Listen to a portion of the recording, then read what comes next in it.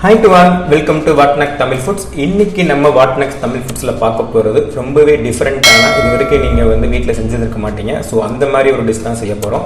நெய் கத்திரிக்காய் சாதம் வந்து எப்படி செய்ய போறதுன்றத பார்க்க போறோம். இந்த ஃபுட்ல என்ன ஸ்பெஷல் பாத்தீங்க அப்படின்னா, சோ இந்த ஃபுட் வந்து 3 விதமா சாப்பிடலாம். அது எப்படி அப்படின்னா, சில பேருக்கு வந்து கத்திரிக்காய் வந்து அலர்ஜியா இருக்கும். சோ அவங்க வந்து கத்திரிக்காய் சாப்பிட மாட்டாங்க. சோ அவங்களுக்கு வந்து கத்திரிக்காய் ஒதுக்கி வச்சுட்டு சோ அவங்க வந்து ஒரு நெய் தேங்காய் சாதம் மாதிரியும் சாப்பிட்டுக்கலாம், இல்லைன்னா வெறும் நெய் சாதம் மாதிரி சாப்பிட்டுக்கலாம். சோ கத்திரிக்காய் பிடிச்சவங்க வந்து இந்த ரெண்டையும் சேர்த்து, நெய்யும் தேங்காயும் சேர்த்து கத்திரிக்காயும் சேர்த்து ஸோ 3ஐயும் ஒன்னா சாப்பிடலாம். ஸோ இந்த மாதிரி இந்த டிஷ்ல வந்து வெர்சடைலா நிறைய டிஃபரெண்டான டைப்ஸ் இருக்கு. ஸோ அதுக்கு ஏற்ற மாதிரி நீங்க சாப்பிட்டுக்கலாம். பட் குக் பண்ணும்போது நம்ம ஒன்னா குக் பண்ணிக்கலாம். பட் சாப்பிடும் போது நம்ம டேஸ்ட்டுக்கு ஏற்ற மாதிரி ஸோ நமக்கு எது அக்செப்ட் பண்ணுமோ ஸோ அதுக்கேற்ற மாதிரி சாப்பிடலாம். பட் டேஸ்ட்ல எந்த டிஃபரன்ஸ் இருக்காது, அவ்வளோ டேஸ்ட் ரொம்ப சூப்பராக இருக்கும். அதுக்கு முன்னாடி இந்த தளத்துக்கு சப்ஸ்கிரைப் பண்ணலாம், சப்ஸ்கிரைப் பண்ணிக்கோங்க, பெல் பட்டன் பிரஸ் பண்ணிக்கோங்க.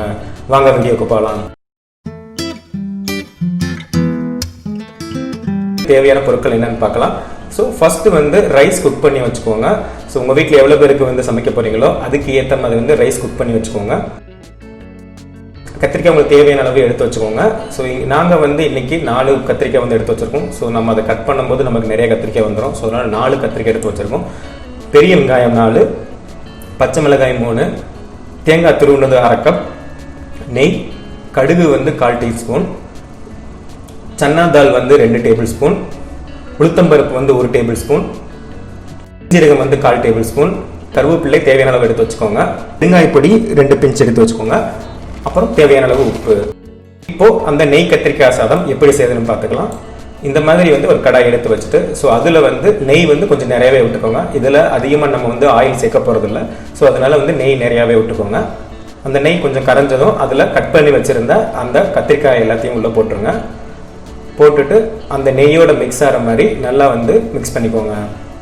ஸோ இந்த கத்திரிக்காய் வந்து நல்லா வந்து அந்த கலர் சேஞ்ச் ஆகி வதங்குற அளவுக்கு வந்து நம்ம குக் பண்ணணும். ஸோ இப்போ பார்த்தீங்க அப்படின்னா அந்த கத்திரிக்காயோட கலர்லாம் நல்லா சேஞ்ச் ஆயிடுச்சு. அப்படி இந்த வதங்கி வந்து அப்படி சுருங்கி வரும். ஸோ அந்த அளவுக்கு நம்ம வந்து இதை வந்து குக் பண்ணணும். இப்போ பார்த்தீங்கன்னா அந்த கத்திரிக்காய் நல்லா கலர்லாம் சேஞ்ச் ஆகி நல்லா வதங்கி வந்துருச்சு. ஸோ இப்போ வந்து இந்த கத்திரிக்காயை வந்து தனியாக எடுத்து வச்சிருங்க. இப்போ அதே நெய்யில் வந்து நீங்கள் வந்து நெய் உங்கள் வீட்டில் நிறைய இருந்துச்சுன்னா நெய்யே யூஸ் பண்ணிக்கலாம். அப்படி இல்லைன்னா வந்து ஆயில் அதோட கொஞ்சம் மிக்ஸ் பண்ணிக்கலாம். இப்போ அதில் 1/4 டேபிள் ஸ்பூன் கடுகு, 2 டேபிள் ஸ்பூன் கடலைப்பருப்பு, 1 டேபிள் ஸ்பூன் உளுத்தம்பருப்பு போட்டு மிக்ஸ் பண்ணிக்கோங்க. அதோட சீரகம் 1/4 டேபிள் ஸ்பூன் போட்டுக்கோங்க. போட்டுட்டு எல்லாம் வந்து அந்த நெய்யோட மிக்ஸ் பண்ணுற மாதிரி மிக்ஸ் பண்ணிக்கோங்க. இப்போ கருவேப்பிள்ளை ஆட் பண்ணிக்கோங்க. அதோட வெங்காய பொடி போட்டுக்கோங்க. கட் பண்ணி வச்சிருந்தா அந்த பெருங்காய வெங்காயத்தையும் போட்டுருங்க.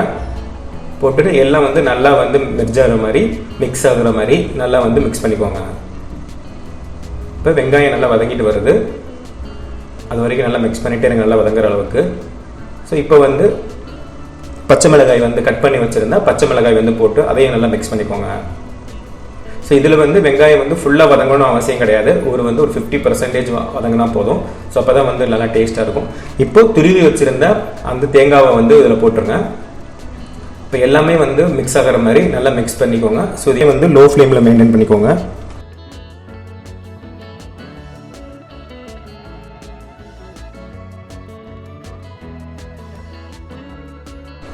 ஸோ இப்போ வந்து தேவையான அளவு உப்பு போட்டுக்கோங்க. ஸோ ஏன்னா வந்து நம்ம ரைஸ்லேயே வந்து உப்பு போட்டிருப்போம். ஸோ அதனால வந்து இதில் அதிகமாக உப்பு போட வேண்டாம். நீங்கள் ரைஸில் உப்பு போடலை அப்படின்னா இதில் வந்து உப்பு நீங்கள் வந்து கொஞ்சம் அதிகமாக போட்டுக்கலாம். இப்போ வந்து நம்ம ஆல்ரெடி குக் பண்ணி வச்சிருந்த ரைஸை வந்து இதில் போட்டுருங்க.